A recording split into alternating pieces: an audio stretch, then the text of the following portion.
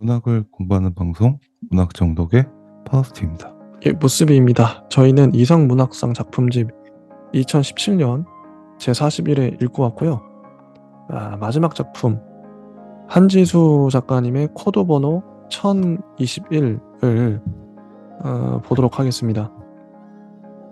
이 소설은 예전에 군사독재 시절에 일반인들, 학생들을 고문했던 사람이 주인공이죠. 고문관이라고 해야 되나? 고문했던 형사가 주인공인데, 그 사람이 자기의 이제 자살을 하려고 해요. 인생의 거의 마지막 막바지에. 근데 이 사람은 한 남자를 자기가 고문하던 어떤 학생의 누이라고 나오는데, 누이랑 결혼을 했어요. 그 누이는 일부러 자기의 남동생을 살리기 위해서 자기가 이제 희생을 한 거죠. 근데 남학생은 어떻게 됐냐면, 남동생은 자살합니다. 어떤 독극물 같은 걸 먹고 위장이 녹아내려서 죽죠. 그래서 이 아내도 지금 이 아내도 이 남자를 제대로 이 남편을 남편에게 분노와 증오 이런 거밖에 없죠, 솔직히. 근데 임신을 또 했어요. 이제 임신을 하고, 참 그런 내용입니다. 근데 이 남자는 이제 자기 자살하겠다, 자살을 남겨놓고 있고, 그 고백하듯이 썼어요. 자기 얘기를 고백하듯이. 자, 이 소설 하우스님은 어떻게 보셨나요? 이 소설도 어떤 묵직한 좋은 작품이라고 생각되고요. 특히나 뭐 그런 뭐 남산의 뭐 부장들이라는 영화나 이제 그런 드라마도 있죠. 그렇죠. 그런 어떤 이야기를 또 품는 것이 어떻게 보면 이제 소설가라면 또 뭐 굉장히 뭐 좋은 주제이고, 음, 이런 것이 이제 좋은 주제를 또 넘어서서 사실은 어, 다시는 또 이제 반복되면 안 될, 앞으로는 이제 그런 비극이 없어야 할, 지금 뭐 다른 어떤 세계에서는 그런 것들이 이제 뭔가 반복되고 있겠지만, 우리나라에서는 그나마 그런 것들이 이제 많이 이제 희석이 됐어. 피해자든 가해자든 조금 좋은 방향으로 이제 성장하고 있는 그런 측면에서 이 소설의 어떤 입지는 그 전작 소설처럼 이제 항상 이제 심리적 어떤 리얼리즘 같은 어떤 것들을 이제 계속 발견해야 되는, 뭐 주기적으로 뭐 매년에 한 번씩은 뭐 봐도 좋지 않을까라는 어떤 생각을 가진 소설인 것 같습니다. 이런 역사를 소재로 다룬 소설, 저희가 은근히 많이 봤죠. 이런 소설들, 이런 류의 소설들. 저희가 이 바로 앞에 있는 조혜진 작가님의 눈 속의 사람도 증언하는 소설이었어요. 한국 전쟁 당시의 그 피해자, 의 증언, 그게 이제 주요한 인물이었고 주제였죠. 근데 코드 번호 1021, 한지수 작가님의 이 소설도 역사적인 인물이 등장을 하죠. 그래서 역사 소설, 이런 류의 소설은 뭐 꾸준히 나오고 있고, 나와야 된다고 생각을 하는데, 근데 한편으로는 저는 이제 근데 이 시절에 이 이야기는 너무나도 많은 사람들이 해왔어요, 지금까지. 근데 거기에 하나의 소설을 더 추가하는 거란 말이죠. 그러려면 이게 그러니까 예술적으로 봤을 때 소설은 어쨌든 문학이니까 문학적인 어떤 가치가 있어야 된다고 생각해요. 그게 뭐 독창성이든 아니면 뭐 새로운 주제이든 뭐 캐릭터든 뭐 뭔가 새로움이 있어야겠죠. 그럼 이 소설은 지금까지 있었던 수많은 그 시절 70년대, 80년대 군사 독재 시절의 어떤 그 아픔, 부당함 이런 걸 폭로하고 들추는 뭐 애도할 수도 있고요. 그런 소설, 그런 류의 소설인데 이 소설이 하나 더 추가될 필요가 있었나? 이런 질문을 해볼 수 있겠죠. 필수적으로, 필연적으로. 주인공은 그때 당시에 이제 가해자였어요. 가해자. 가해자가 등장하는 소설을 저희가 몇 번 봤었죠. 몇 번 봤었는데 이런 식으로 가해자를 등장시킬 때 물론 피해자를 등장시키면 더 쉽긴 해요. 내가 피해를 당했어. 그럼 그대로 얘기하면 되잖아요. 근데 가해자가 등장했을 경우에는 필연적으로 따로 나오는 게 그 윤리성이랄까? 어, 그 사람의 윤리성. 그 사람이 왜 죄를 지었는지, 이 사람은 진짜 회개하고 있는가? 잘못을 뉘우치고 있나? 혹은 또 벌을 받았나? 외압당할. 그런 질문들이 나올 수밖에 없죠. 근데 여기서 확실히 그 사건을 통해서 이 남자의 삶도 기구해요. 아내의 절대적으로 이제 아내를 좋아하는데 그, 그 아내의 남동생이 그렇게 처참하게 죽고 아내도 이 남자를 어쩌면 이용해 먹은 거죠. 사랑했다기보다는 사랑하진 않았죠. 어, 동생을 살리기 위해서 남자랑 연애하고 결혼까지 한 건데 그리고 이제 그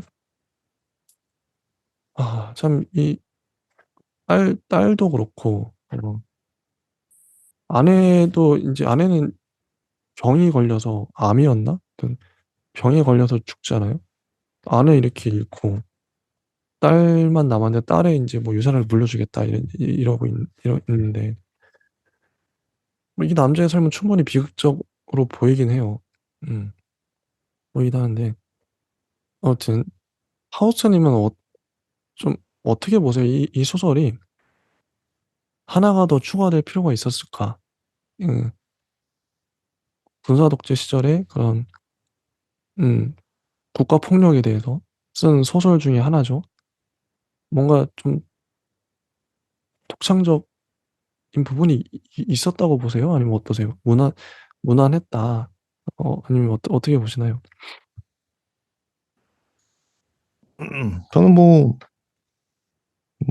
그, 부장의 어떤 입장에서의 또 다르게 아내와 이제 어떤 인간관계, 그리고 딸과의 인간관계, 이런 거에 또 집중한 면이, 어, 좋은 어떤, 이야기를 또 받침을 할 수 있는, 그런 이야기라고 생각이 들고요.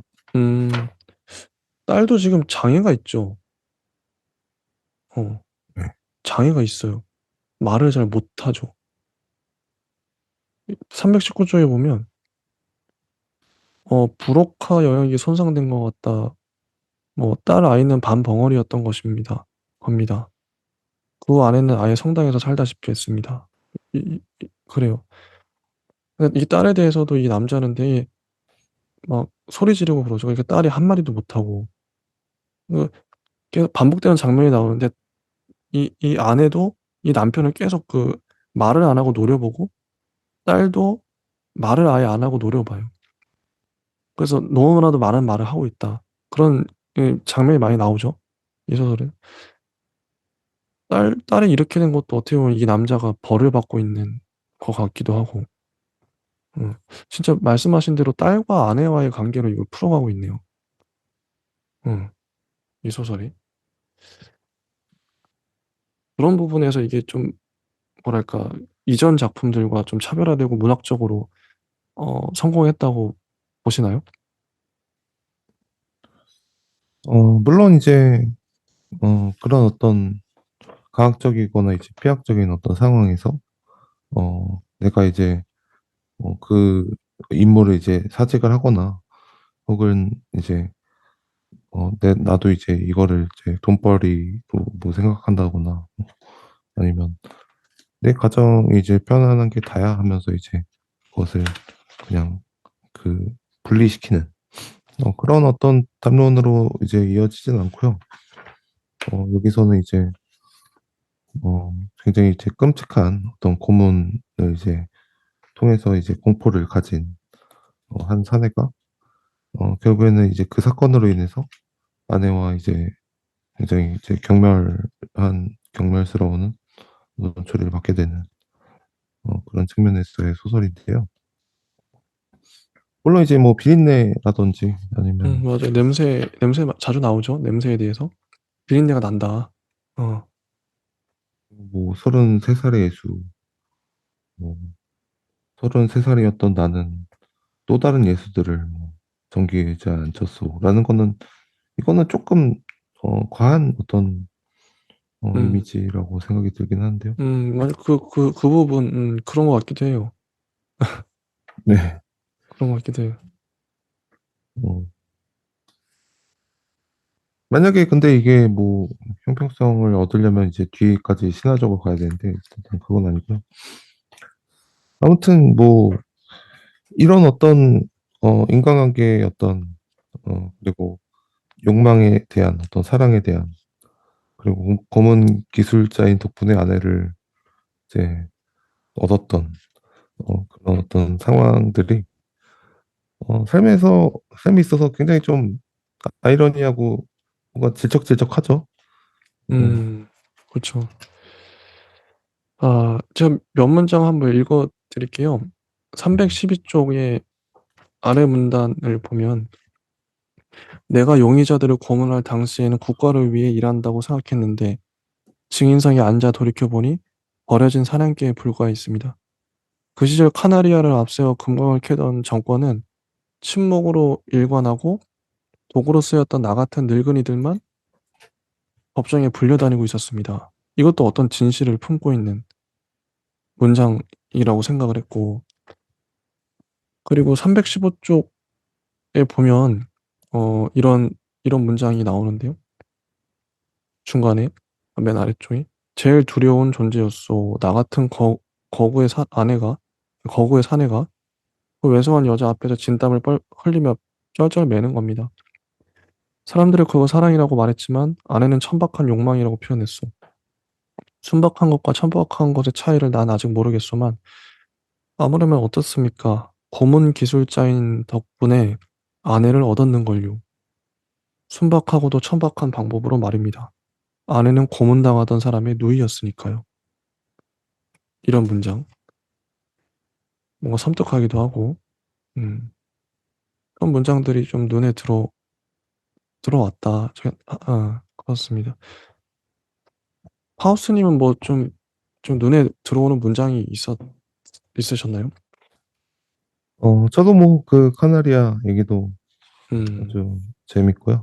어, 특히나 뭐 이 남자가 이제 뭐 본능적으로 이제 구조 요청을 했지만 뭐 위장이 녹아내린 형태에서 그 냄새를 또 기묘하게 이제 맡고 향수를 뿌리고 그리고 아내는 뭐 2배 더 현명하고 3배는 강한 여자라서 나를 고문하고 이렇게 스노우볼이 굴러가는 과정들이 음, 정말 이제 그 인간이 이제 어떻게 보면 수렁에 빠지기 위한 수렁에 빠진 순간 어떤 이제 심리를 또 갖게 되고 그 아내와 어떤 관계를 딸과의 어떤 인간관계를 형성하게 되는지 음, 굉장히 무거운 묵직한 작품이라고 생각합니다.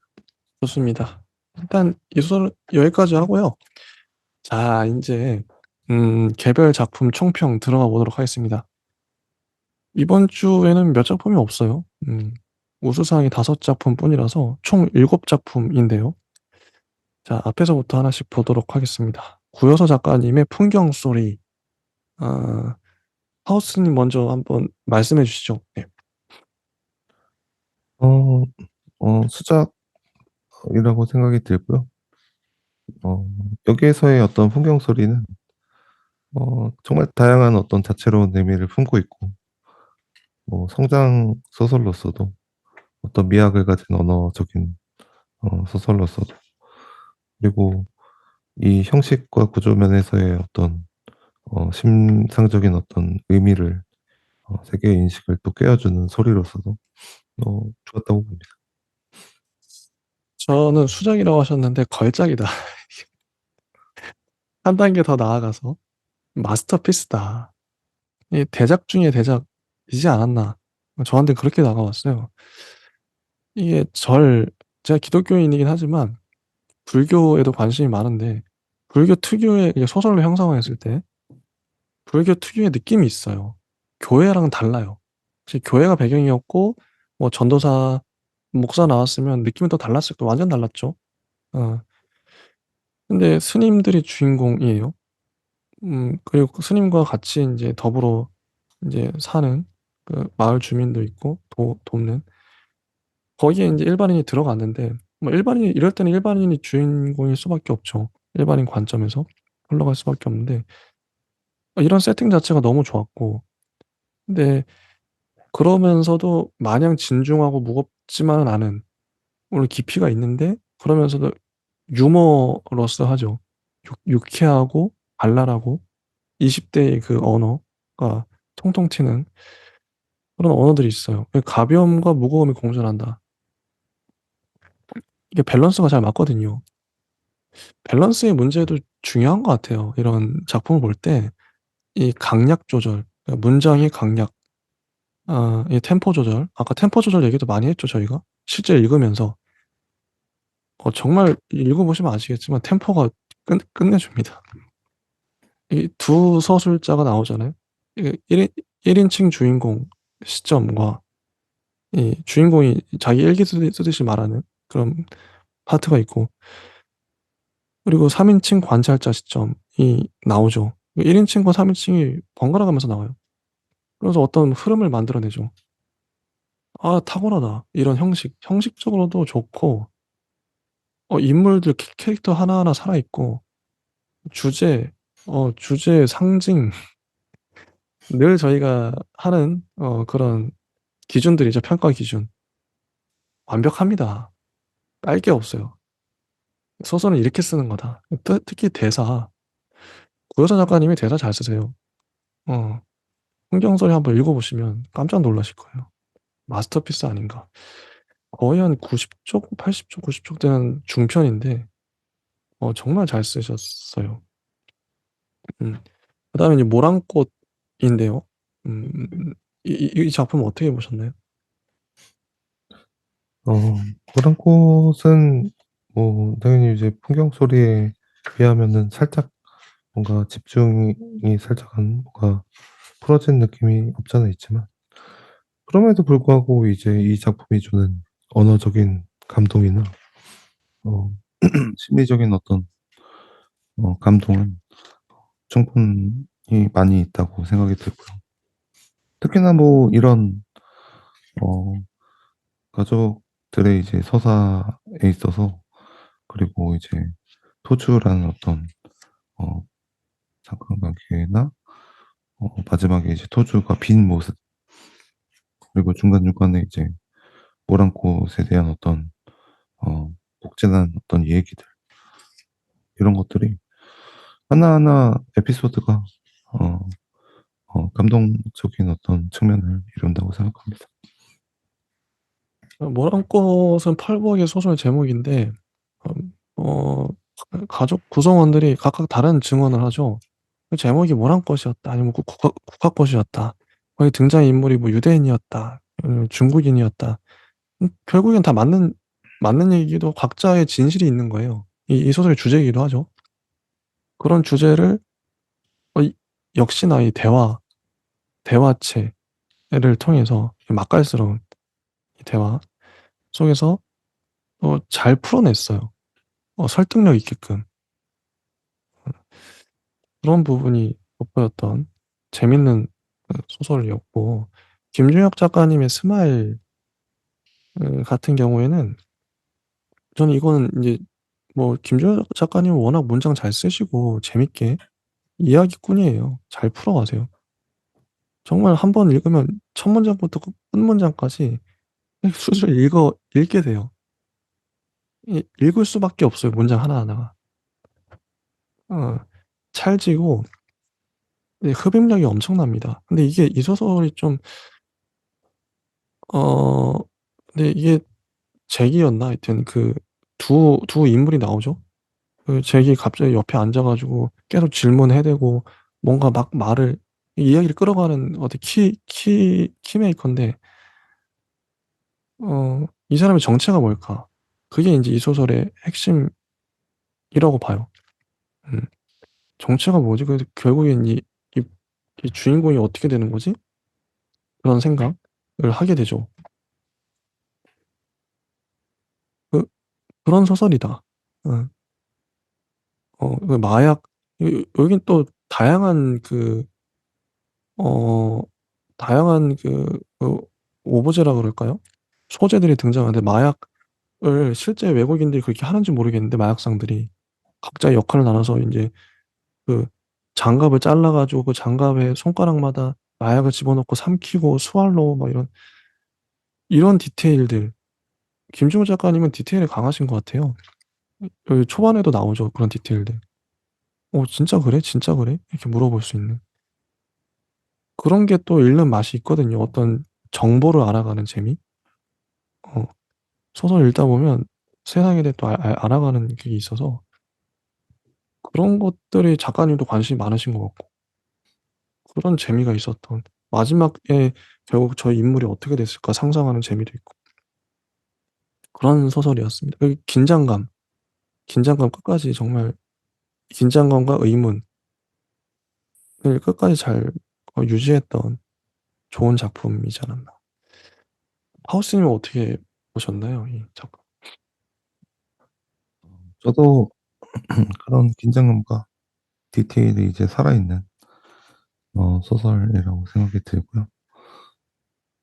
중간중간에 이제 어떤 아주 이지적이고 재밌는 담론을 또 이제 같이 이제 대화를 조금 더 나누면 어떨까 싶을 정도로 좋은 어떤 대화였고요.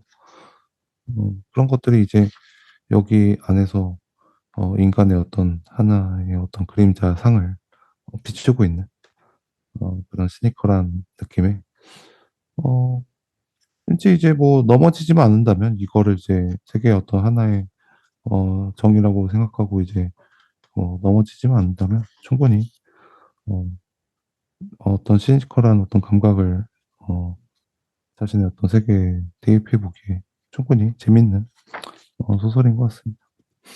확실히 김중현 작가님은 머리로 글을 쓰시는 분 같다는 느낌이 들어요. 이 작품만 봐도 되게 지적이잖아요. 정보 막 나오고. 음.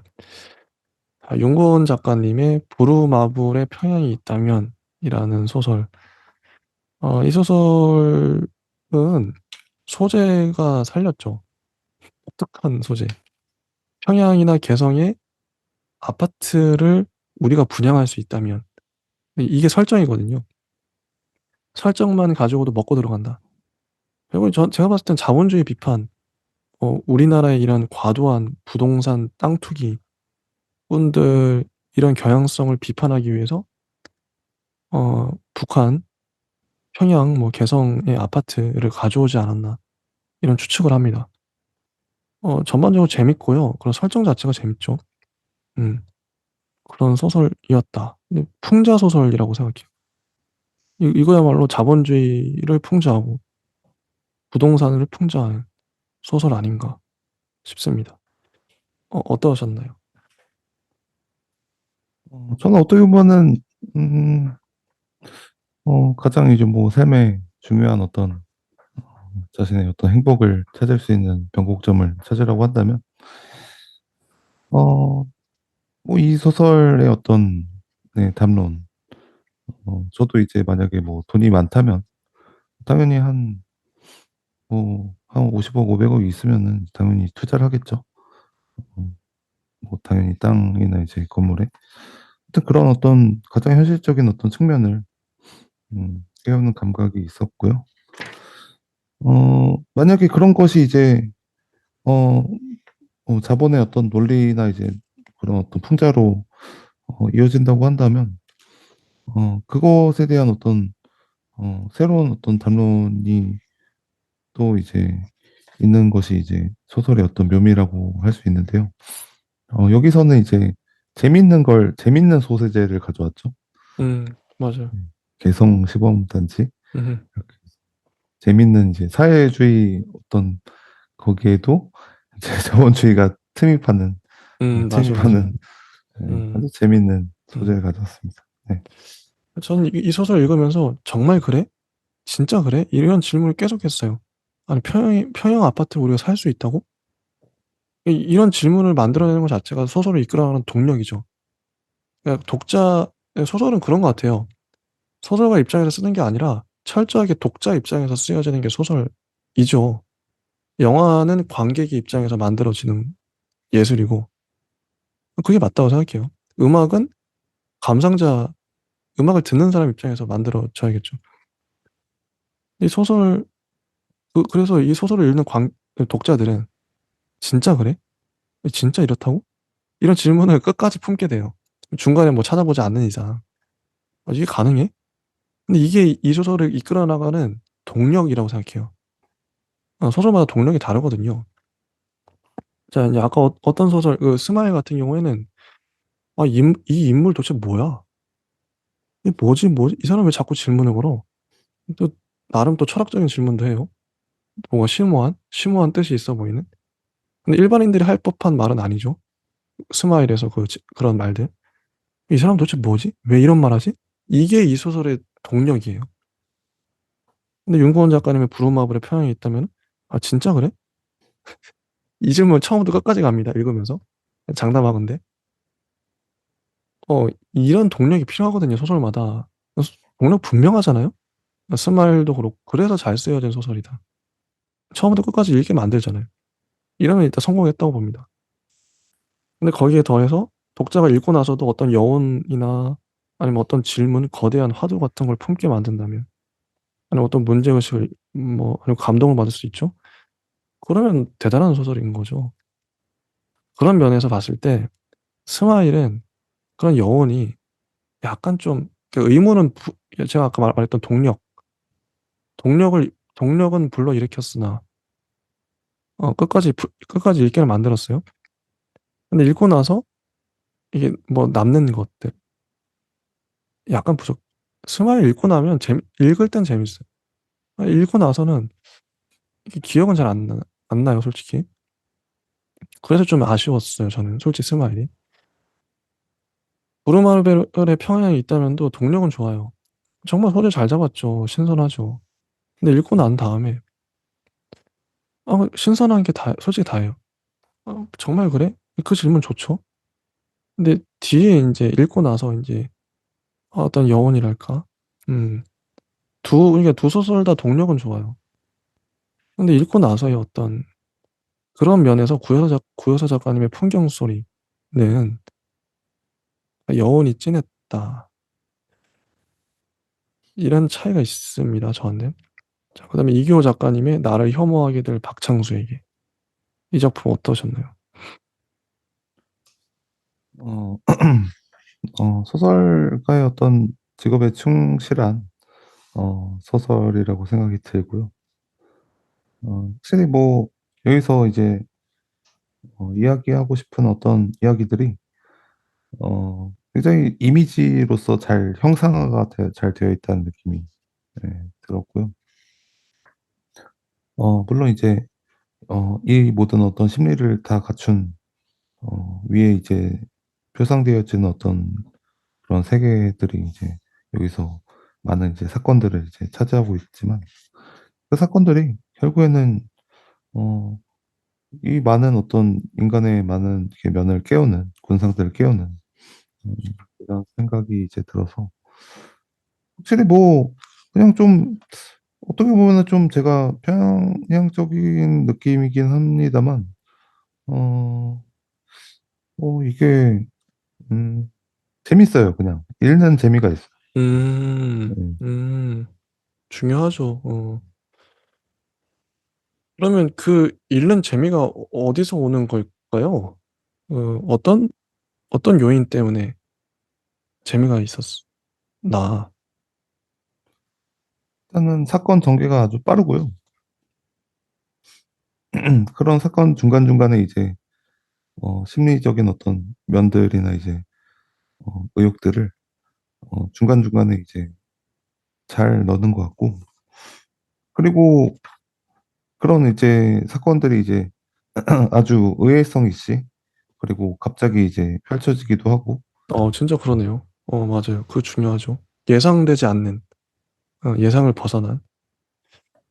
그죠. 근데 또 그것이 또 개연성 있게 잘 이루어지면서 개연성 중요하죠. 음, 왠지 모르게 그런 어떤 사내와 어떤 그런 동료 교사의 이야기들이 음, 굉장히 또 서민적이에요. 맞아요, 맞아요, 맞아요. 뭔가 손에 닿을 듯 같이 막 약간 뭔가 이제 그 놀이기구를 만지는 것 같이 뭔가 되게 그 흙을 만지는 것이 막 되게 선명해요. 되게 음, 소설이. 그래서 재밌습니다. 이게 그런 소설이 있거든요. 영화도 마찬가지인데, 처음에 그냥 봤을 때는 뭐, 별로, 그냥 그저 그랬는데, 분석하면 할수록 이게 좋아지는 그런 게 있어요. 그런 작품들이. 분석하면서 또 찾아내고 발견하고, 알고 봤더니 너무 좋은 거잖아, 이거. 자, 이 소설이 딱 저한테는, 물론 읽으면서도 좋았어요. 좋았는데 분석하다 보니까 더 좋아지는 거죠. 또 반대의 경우도 있습니다. 분석하다 보니까, 별거 없네. 아, 까놓고 보니까 별거 없네. 이럴 수도 있어요. 그러면 안 좋은 거죠. 망한 건데. 아무튼 이 소설을 나를 혐오하게 될 박창수에게는 분석하니까, 그러니까 이 분석의 질문들을 감당해내면, 통과하면, 이 문학성이 있는 거죠. 그만큼 작품성을 인정받는 거고. 어, 그래서 좋은 소설인 것 같아요. 또 이렇게 분석하다 보니까, 몰랐던 것들을 발견하기도 하고, 저는 이제 인물을 어떻게 형성할 것인가, 이 캐릭터를 만드는 건 작가의 역량인데, 저는, 어, 유독 그 아내한테 살해당한 그 남편, 어떻게 되게 무기력해 보여요. 혼자 이제 무기력하게, 어, 콜라에 소주를 타서 마시고, 근데 되게 슬픈 인물이죠. 근데 너무 착해요, 사람이. 근데 아내가 바람을 폈는데, 다음에 얘기하자 하면서 말을 안 하죠, 거의. 어떻게 보면 한국형 남자 같기도 해요. 어떤 남자를 보는 듯한, 어떤 아저씨를 보는 듯한 느낌. 이 아저씨는 너무 일에 찌들어 있어요. 근데 그 인물이 저는 그렇게 측은하게, 왜 이렇게 측은한지 모르겠어요. 아내가 바람을 폈는데, 다음에 얘기하자. 얘기할 힘조차도 없어요. 화를 낼 힘도 없고, 내지도 않아요, 심지어. 정말 특이한 인물이다. 특이한 인물이에요. 어떻게 이럴 수 있지, 사람이? 그, 이 인물 하나만으로도 저는 이 소설이 되게 매력적으로 보였고, 어, 그러니까 독자가 읽는데 어떤 인물의 마음을 빼앗긴 거죠. 그 인물이 너무 매력적인 거예요. 어떤 이유에서는. 그러면 이제 그 소설은 뭐 이제 끝난 거죠, 이미. 좋은 의미로. 성공한 거죠. 독자의 마음을 뺏어버린 인물이 등장했으니까. 그런 인물 한 명만 만들어내도 이렇게 성공할 수 있다. 저한테 그런 인물이 이 살해당한 남편이었고요. 계속 기억이 나요. 여운이 나요. 여운이 남아요. 남편은 왜 그랬을까? 남편은 왜 아내에게 수면제를 먹였을까? 계속 어, 여운이 남는 인물입니다. 이런 네. 인물, 잘 만든 인물이죠. 저는 뭐, 음, 그 얘기에 또 더해서요. 예. 그 남편도 되게 불쌍해 보이긴 하는데요. 근데 왜 굳이 이 여자가, 왜 그 남자한테도, 남편한테 얘기하려고요. 이렇게 상처를 후벼 파고, 남편한테도 사실 만나는 남자 있어요. 이렇게 후벼 팠는지. 그냥 따로 그냥 모르게 만났다가, 맞아, 모르게 맞아. 헤어지면은. 그럴 수 있죠. 다 숨기고 서로 숨기면 되잖아요. 음. 조용히 근데 만났다 그냥 뭐 남편 모르게 그냥 헤어지면 끝인데. 그럼 그것도 사실 부도덕한 짓이지만 사실 완전 범죄잖아요. 완전 범죄. 그것도 차악 같은 어떤 차악이지만 그건 남편한테 상처를 안 주는 거니까. 근데 이렇게 굳이 음. 이 남자한테도 남편한테 얘기한다고 협박하듯이 뭐 얘기하고 그 굳이 이렇게 따져보면 여자가 나빴어. 음. 여자가 참 악마다. 그렇네요. 음. 여기 따져보면 남편이 대학도 보내줬거든요. 네. 다, 아니, 살림살이 다 남편 혼자 일하고 있잖아요, 지금. 남편이 대학도 보내주고. 이 여자도 지금 유치원 일을 하고 있긴 하지만.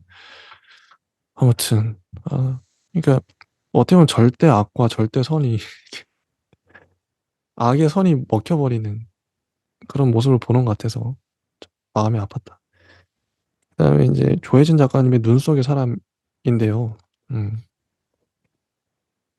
이거는 이제 한국 전쟁의 피해자의 증언, 구술을 다룬 소설이죠. 뒤에 작품 코드 번호 1021하고 엮어서 볼 수 있는 역사적 인물을 사건을 다룬 작품인데 이런 소설 나오면은 환영이긴 한데 참 어려워요. 예. 그 전에 이런 주제로 다른 작품들이 워낙 많고 좀 차별화를 이뤄야 되고 이 소설만의 그러면 장점이 뭐냐? 굳이 이걸 하나 더 추가하는 이유가 뭐냐? 이런 질문은 나올 수밖에 없거든요. 근데 이게 형식상 전 너무 좀 뻔하지 않나. 이런 형식 많이 봤다.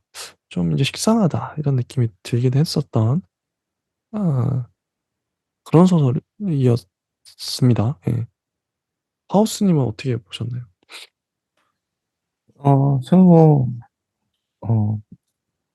어, 좋은 어떤 담론에, 좋은 어떤 배우의 어떤, 어, 그런 어떤 연극 속에서 자신의 윤리적인 고찰을 통해서, 이 묵직한 어떤 이야기들을, 담아내는, 좋은 소설이라고 생각이 들고요.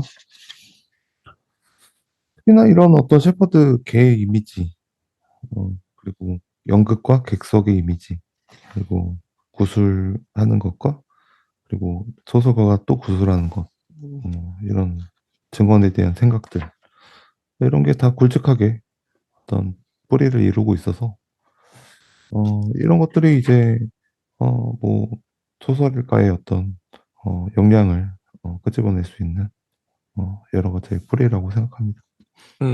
좋네요. 그 다음 작품이 이제 마지막 작품이죠. 코드 번호 1021 한지수 작가님의 작품인데 이거는 그 군사 독재 시절의 고문 기술자의 얘기예요. 근데 안에 그 고문하던 그 남학생의 누이가 아내가 됐죠. 이것도 참 비극인데, 어, 그 남학생이 자살, 이제 농약 같은 걸 먹고 이제 위장이 타들어가서 죽고, 이렇게 잔인하게, 잔혹하게 죽어버리고, 그거에 이제 누이도 엄청난 충격을 받고, 이 남편을 평생 원망하고, 그다음 이 누이도, 아내도 암이 걸렸나? 그래서 죽어요.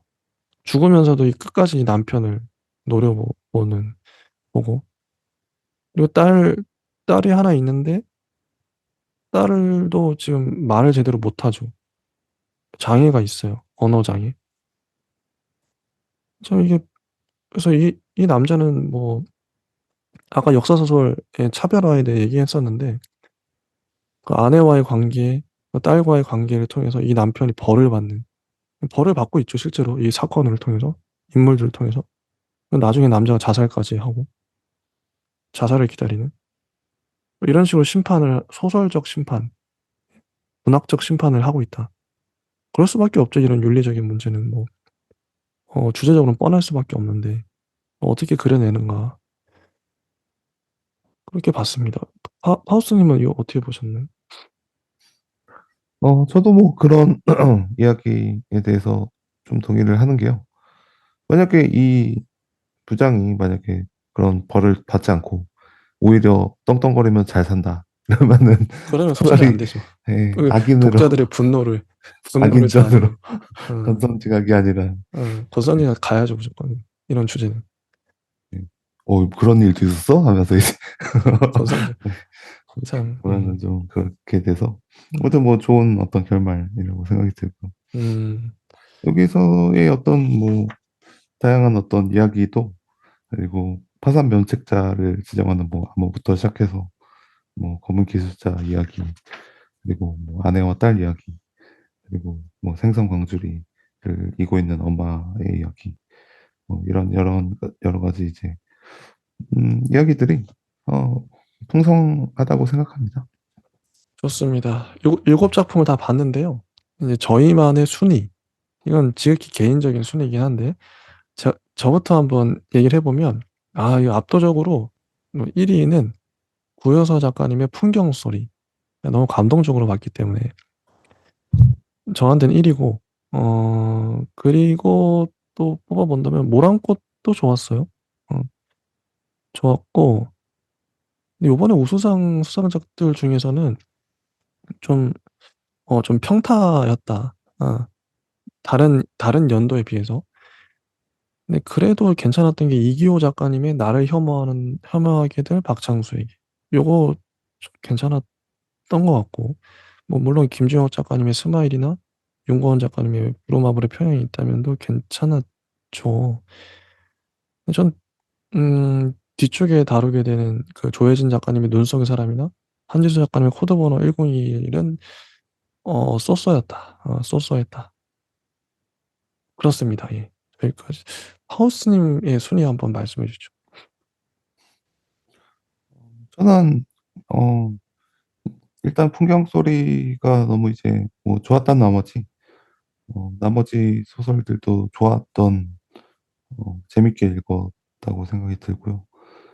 다 스타일도 너무 이제 뭐 재밌고 그래서 풍경 소리랑 이제 뭐 스마일이랑 눈 속의 사람 코드 번호 101 나를 혐오하게 될 박장수에게 다 좋았다고 생각이 들고 어, 프로마우트 좀 왜 뺐냐면요. 어, 네.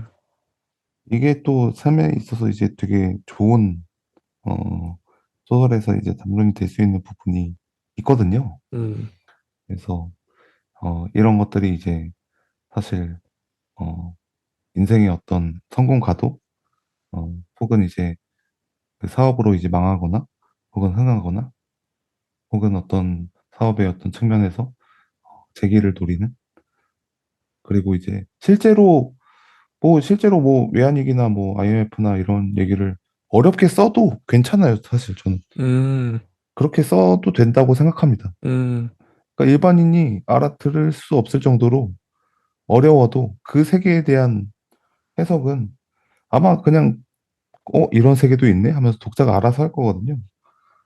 그래서 진짜 뭐 경제학자나 역사자가 얘기하는 소리도 그냥 과감 없이 저는 써도 네, 괜찮다고 생각합니다. 그렇죠. 자, 여기까지 봤고요. 이제 내년, 다음 주죠? 다음 주에는 2018년, 드디어 2018년까지 왔어요. 저희가 거의 다 왔습니다. 몇 권 안 남았어요. 음, 그리고 진짜 2023년에는 1월에 아마 이상문학상 작품집이 또 나올 거예요. 그럼 바로 할 수 있겠죠, 저희가 내년에. 딱 타이밍이 좋습니다. 2018년에는 대상을 손홍규 작가님이 타셨어요. 기대가 됩니다. 그리고 요때도 이제 우수상이 5작품밖에 안 되는데 이건 좀 아쉽죠. 어떨 때는 8작품까지 받았었는데 특이한 건 뭐냐면 이 작가님들 이름이 좀 낯설어요. 낯선 작가님들이 많이 받으셨다. 그래서 어떤 작품을 보여줄지 감이 안 서요. 어, 그래서 저는 이제 그동안 한동안 이상 문학상 이 작품집도 흐름이 있다고 생각하는데 한동안 유명한 작가 제가 봤을 때는 좀 유명한 작가님들이 우수상에도 많이 보였었고 근데 어느 순간부터인가 2017년도 그렇고 물론 이제 김정은 작가님 유명하죠. 근데 좀 저한테 낯선 이름들이 많이 보이는 어, 어떤 암흑기 같은 느낌. 이런 흐름이 있는 것 같아. 재밌는 게 2018년에도 이때 작품을 읽어봐야 알겠지만 뭐 어떨 이게 해마다 이게 있거든요. 그래프처럼 어떤 해에는 막 정점을 찍고 작품들이 다 상향 평준화돼서 정점을 찍고 어떤 해는 좀 이게 하락을 하고 이건 저만의 뭐 그런 느낌입니다만 하우스님 어떻게 보세요? 저희가 지금 계속 달려오고 있는데 이상문학상의 어떤 흐름 같은 게 느껴지시나요? 어, 뭐, 아까의 어떤 모습이님의 얘기를 들으니까, 뭐요, 확실히 뭐, 벚꽃같이, 어, 또 이제, 뭐, 매년 이제, 한철 이제 예쁜 그 수확을 할 수 있는 어떤 작가들도 있고, 뭐, 사계절 내내 뭐, 소나무 같은 작가들도 있고, 뭐, 다양한 것 같아요. 네.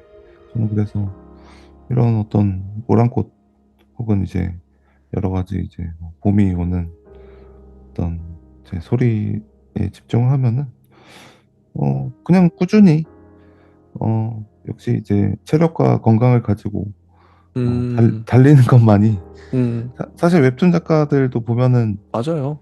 다 골골대고 막 쓰러지고 막 후기에 막 더 이상 이제 아, 병이 약화돼서 그런 분들 많죠. 너무 네. 무리해서. 그런 예술가의 어떤 혼이나 어, 또 어떤 뭐 자신이 이제 그런 뭐 돈뿐만 아니라 뭐 음, 평판뿐만 아니라 어떤 음, 예술성을 또 같이 이제 책임져야 되는 부분이라서 맞아. 힘들 수 있겠죠. 그래서 작가들이 건강 관리랄까? 그냥 꾸준히 쓰고 꾸준히 그리는 거 그게 진짜 중요하거든요. 어, 건강 정말 중요한 것 같아요. 오래 하려면 잠깐 뭐 반짝이는 게 아니라 오래 하려면 그런 생각 드네요. 예. 그러면 저희는 여기까지 하고요. 혹시 뭐 더 하실 말씀 있으실까요? 그래서 뭐 예. 생각나는 어떤 장수의 어떤 작가들 중에서는 제가 생각나는 건 별로 없는데요. 물론 음, 이제 그런 어떤 두각이 사실 사람들이 이제 관심이나 이목이 이제 약간 뭐 폐혈병을 가진 작가들이나 음, 이런 이제 좀 빨리 죽은 그죠. 작가들한테 그렇게 쏠려 있다 되죠. 보니까 어, 그런 오래 장수한 작가들한테는 이제 이목이 상당수 부분 안 쏠려 있는데요. 음, 그럼에도 불구하고 이런 어떤 이미 이제 많은 어떤 세계를 음, 관찰하고 두각을 보이는 작가들이 이게 충분히 많은 현대라고 생각합니다. 좋습니다. 저희는 다음 주, 내년이네요. 녹화하는 건 내년이네요. 저희 기준으로. 2018년 이상문학상 작품집으로 다음 주 2023년에 내년에 녹화해서 다시 돌아오도록 하겠습니다. 예, 감사합니다. 네, 감사합니다.